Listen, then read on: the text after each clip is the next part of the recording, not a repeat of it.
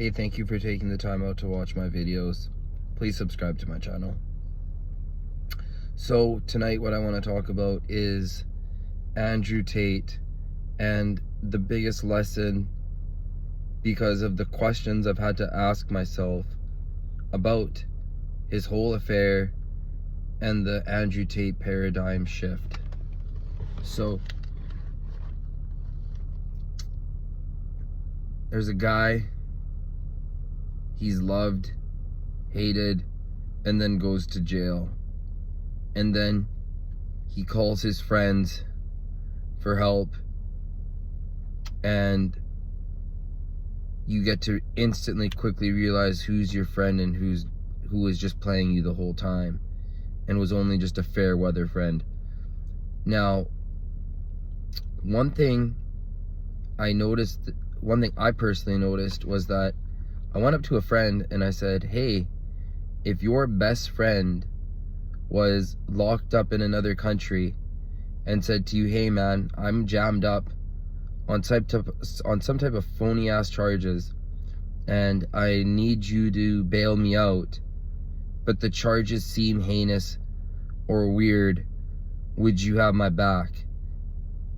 And the guy said, yeah, no, I wouldn't have my best friend's back, depending on what he did or what they're accusing him of. I said, but he's your best friend. And what if he says to you, like, hey man, these are all bullshit charges, we'll figure out, I'll tell you about everything when I come back into town? The guy's like, no, I would not. I'm like, he's your best friend? He's like, yes, doesn't matter. He's like, I'm not that kind of guy.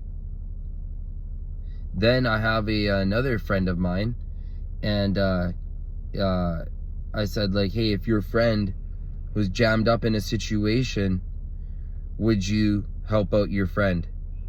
And he said no. And these guys are both liberal. And the reason I'm making this video is because I watched an Andrew Tate interview with Leah Halpern, and she's totally gangster. I really like her. And y'all should go check out her content as well. And she was doing an interview with Andrew Tate, and a year ago, she was talking to him, and he said that if he was ever in jail and someone said that your brother said this or your brother said that, would you believe it? And he said, I would say, get fucked. So he said that he was never too concerned about having someone tell him false information about his brother. But if it was a woman or a girl they're with, then guaranteed she'd probably sell them out. So it really made me start to think about things that these days with liberal people and their emotional instincts, it's common practice for them to turn on you.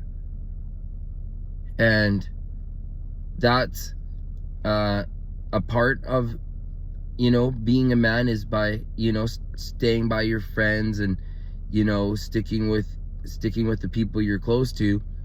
But that's why you see 21% abortion rate.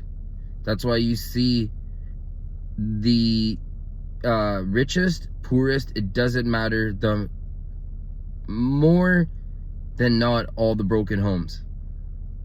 So as a society, I've been saying it again, that we're sick. And with all like the manufactured consent of people, the question I want you all to leave with is that, would you back up your friend? Which I would try to. And at all costs, I'd try to help my friends. And I do believe in innocent until proven guilty. And I just want to say, I've never met Andrew Tate. I'm not sure if I'm ever going to be able to meet him, but you know what? I like him. And I think he's cool. And I'm pretty sure a lot of other people feel that way too.